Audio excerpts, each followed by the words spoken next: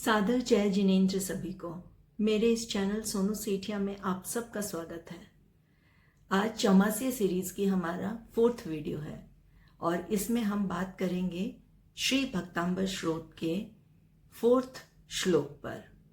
श्लोक है वक्तुम गुणान गुण समुद्र सशांक कांतान कस्ते क्षमः सुरगुरु प्रतिमोऽपि बुद्ध्या कल्पान्तकाल पवनोधत नक्रचक्रम् को वा तरीतुमलमम्बुनिधिं भुजाभ्याम्। श्री भक्तामर स्तोत्र श्लोक 4। वक्तुम गुणान गुण समुद्र शशांक श बोलेंगे शशांक कांतान कस्ते क्षमः सुरगुरु प्रतिमो अपि बुद्ध्या। यहाँ पर द भी आधा है और ध भी आधा है। कल्पांत काल पवनोधत नक्र चक्रम को वा तरीतुमल मम्बु निधिम भुजाभ्याम। वक्तुम का मीनिंग होता है कहने के लिए, कहने के लिए। गुणान मतलब गुणों को,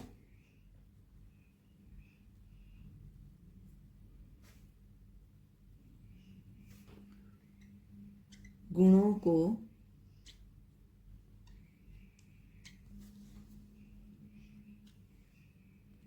गुण समुद्र अर्थात हे गुणों के समुद्र, हे गुणों के समुद्र।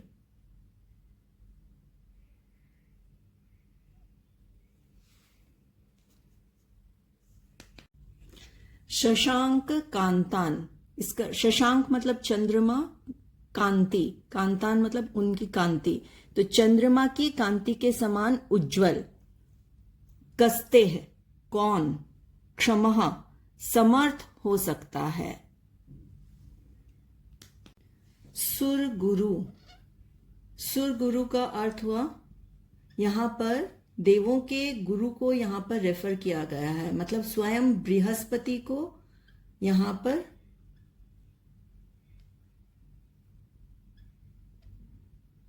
कहा गया है। तो कस्ते क्षमः सुरगुरु प्रतिमो अपि बुद्ध्या, इसमें जो शब्द है वो है प्रतिमः, प्रतिमः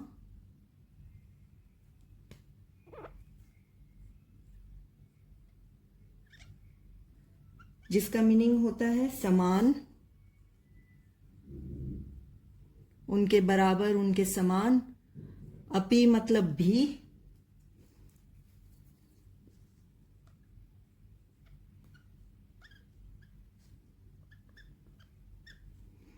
एंड बुद्ध्या, बुद्ध्या ध भी आधा, बुद्ध्या का अर्थ है बुद्धि से,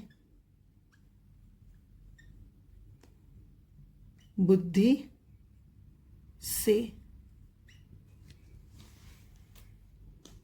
कल्पांत, कल्पांत का अर्थ होता है कल्प के अंत में, अर्थात प्रलय काल में। कल्पांत मीन्स कल्पांत काल, इस शब्द का अर्थ होता है प्रलय काल में, काल के अंत में, प्रलय काल में।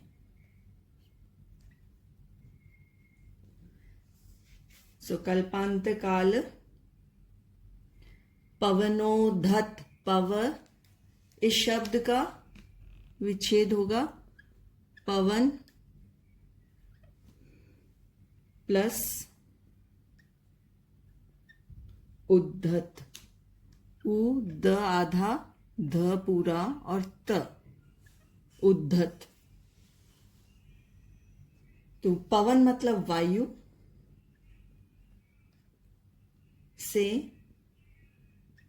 एंड उद्धत मतलब उछल रहे हैं।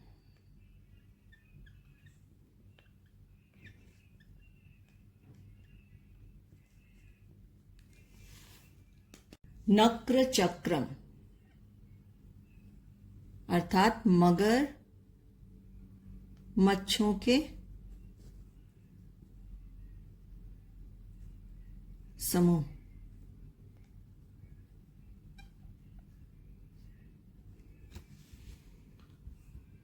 को वा तरी तुमल मंबु निधिम भुजाभ्याम।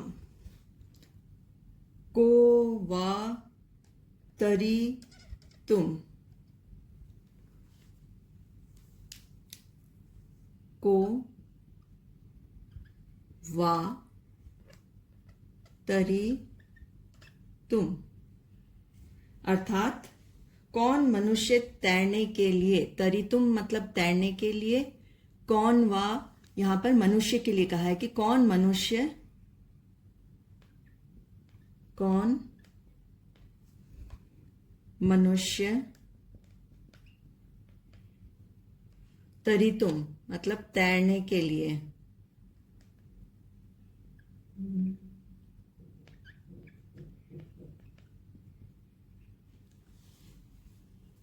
ये फिर से देखते हैं। को वा तरी तुमल मंबु निधिम। को मतलब कौन, वा मतलब मनुष्य। अब ये शब्द का विच्छेद करेंगे, तरी तुम माधा तक, फिर यहां से अलम माधे तक, अंबु निधिम। तो तरी तुमल का अर्थ हो गया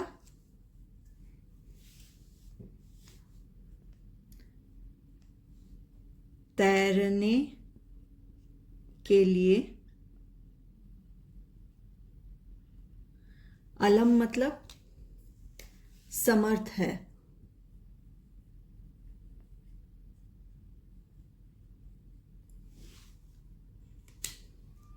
पर तरी तुमल मां आधा हो गया, यहां से अ जुड़ेगा तो अंबु निधिम, अंबु निधिम।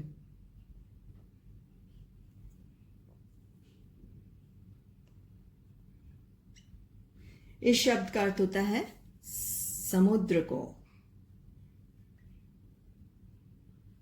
कौन मनुष्य समर्थ है ऐसे समुद्र को पार करने में?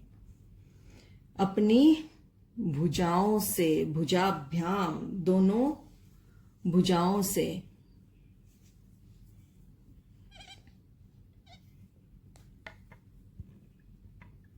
दोनों भुजाओं से।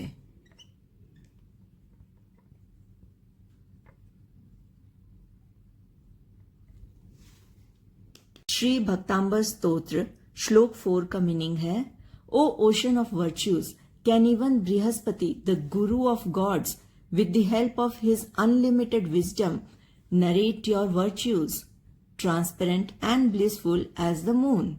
Certainly not. That is, there is no one who can narrate your wisdom.